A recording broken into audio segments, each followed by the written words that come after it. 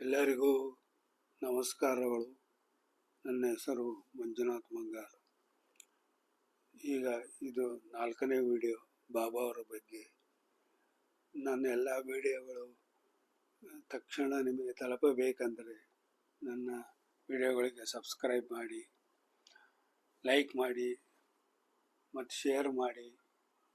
ನಿಮ್ಮ ಅಭಿಪ್ರಾಯಗಳನ್ನು ಸಹ ತಿಳಿಸಬೇಕಾಗಿ ಕೇಳಿಕೊಳ್ತೇನೆ. ಬಾಬಾ ಅವರ ಶುರು ಮಾಡೋಣ ಸತ್ಸಂಗ. ನಮ್ಮ ಮನಸ್ಸು ಕುದುರೆಯಂತೆ ಅಶಾಂತಿ ಮತ್ತು ಚಡಪಡಿಕೆಯಿಂದ ಕೂಡಿರುತ್ತದೆ. ಬಾಬಾ ಅವರ ನಿರ್ದೇಶನದಂತೆ ನಾವು ಅದನ್ನೇ ಕುರಿತು ಧ್ಯಾನಿಸಲು ಕಾಲಕ್ರಮೇಣ ನಮಗೆ ಅದರ ಮೇಲೆ ನಿಯಂತ್ರಣ ಸಾಧಿಸಲು ಬರುತ್ತದೆ.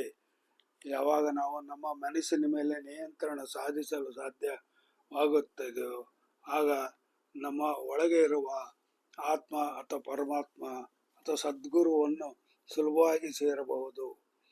ನಾವು ಸದ್ಗುರುವಿನ ಅನುಗ್ರಹದಿಂದ ಆತ್ಮ ಸಾಕ್ಷಾತ್ಕಾರವನ್ನು ಪಡೆಯಬಹುದು. ಭಗವದ್ಗೀತೆಯು ಸಾರ, ಎಲೆ ನಾರಾಯಣನೇ, ನನ್ನ ದೇಹ, ವಾಕ್, ಮನಸ್ಸು, ಇಂದ್ರಿಯಗಳು, ಬುದ್ಧಿ ಮತ್ತು ನನ್ನ ಎಲ್ಲ ಕಾರ್ಯಗಳು ನನಗೆ ಸಮರ್ಪಣೆ ಮಾಡುತ್ತಿದ್ದೇನೆ ಅಂತ ಬಾಬಾರ ಶಿಷ್ಯ ಮಾಯೆಯವರು ಹೇಳುತ್ತಿದ್ದರು. ಗುರು ನಮ್ಮ ಮನದಲ್ಲಿ ಹೇಳುವ ಪ್ರಶ್ನೆಗೆ ದೃಷ್ಟಿ ಅಥವಾ ನೋಟ ಅಥವಾ ಸ್ಪರ್ಶ ಅಥವಾ ಮಾತುಗಳಿಂದ ನಮಗೆ ಉತ್ತರ ಕೊಡುತ್ತಾರೆ. ಅರ್ಹತೆ ಇದ್ದರೆ ಮಾತ್ರ ನಮಗೆ ಗುರುವಿನ ಶಕ್ತಿಪಾತದ ಮೂಲಕ ಉತ್ತರಿಸುತ್ತಾರೆ. ಅದಕ್ಕೆ ಗುರುವಿನ ಮೇಲೆ ಭಕ್ತಿ, ಏಕಾಗ್ರತೆ, ಸಾಧನೆ ಮುಖ್ಯವಾಗಿರುತ್ತದೆ. ಸಾಯಿಯವರು ಒಂದು ಅಂಕೆ 11 ಅಂಕೆಯ ಅರ್ಥವನ್ನು ಒಂದು ಸಲ ಹೇಳಿದ್ದರು. ಸಂಖ್ಯೆ 1 1ಕ್ಕೆ ಕೂಡಿಸಿದಾಗ ಫಲಿತಾಂಶ 2 ಆಗುತ್ತದೆ. 2 ಸಂಖ್ಯೆ ಜೀವಾತ್ಮ ಮತ್ತು ಪರಮಾತ್ಮನನ್ನು ಸೂಚಿಸುತ್ತದೆ. ಸಂಖ್ಯೆ 1 1ರಿಂದ ಗುಣಿಸಿದಾಗ ಫಲಿತಾಂಶ 1 ಆಗುತ್ತದೆ. ಸೃಷ್ಟಿ ಮತ್ತು ಪರಬ್ರಹ್ಮ ಒಂದೇ ಆಗಿರುತ್ತದೆ. ಸಂಖ್ಯೆ 1ರಿಂದ ವಿಭಜಿಸಿದಾಗ ಫಲಿತಾಂಶ 1 ಆಗುತ್ತದೆ. ಶೇಷವು ಮಾತ್ರ 0 ಆಗಿರುತ್ತದೆ, ಅಂದರೆ ಪರಬ್ರಹ್ಮವು. ನಾವು ಪಂಚೇಂದ್ರಿಯಗಳು, ಜ್ಞಾನೇಂದ್ರಿಯಗಳು ಮತ್ತು ಅಂತಃಕರಣಗಳು ಮೊತ್ತ ಒಟ್ಟು 11 ಗುರುವಿನ ಪಾದಕ್ಕೆ ಒಪ್ಪಿಸಬೇಕು. ಬಾಬಾ ಅವರ ಜ್ಞಾನ ಮಾರ್ಗವನ್ನು ಬೋಧಿಸುತ್ತಿದ್ದಾರೆ. ಅವರು ಹೇಳುತ್ತಿದ್ದರು, ಶಿಷ್ಯನಿಗೆ ಅಧ್ಯಾತ್ಮದಲ್ಲಿ ಅಂದರೆ ಜ್ಞಾನ ಮಾರ್ಗದಲ್ಲಿ ಹೋಗುವವರಿಗೆ ಸಲಹೆ ನೀಡುತ್ತಿದ್ದರು.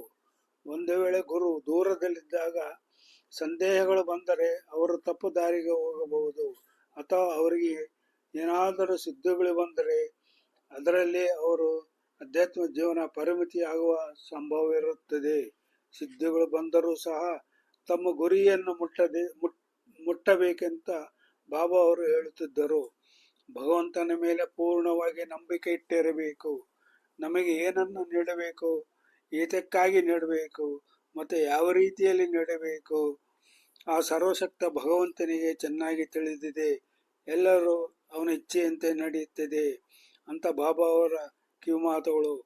ಒಮ್ಮೆ ಶಿರಡಿಗೆ ಕಾಲರಾ ಎಂಬ ಮಹಾರೋಗ ಬಂದಾಗ ಸಾಯಿಯವರೇ ಆ ಗೋಧಿ ಹಿಟ್ಟನ್ನು ಊರಿನ ಸುತ್ತಲೂ ಹಾಕಲು ಹೇಳಿದರು. ಇದರಿಂದ ಊರಿನ ಜನರು ಸಾವಿನಿಂದ ಪಾರಾದರು.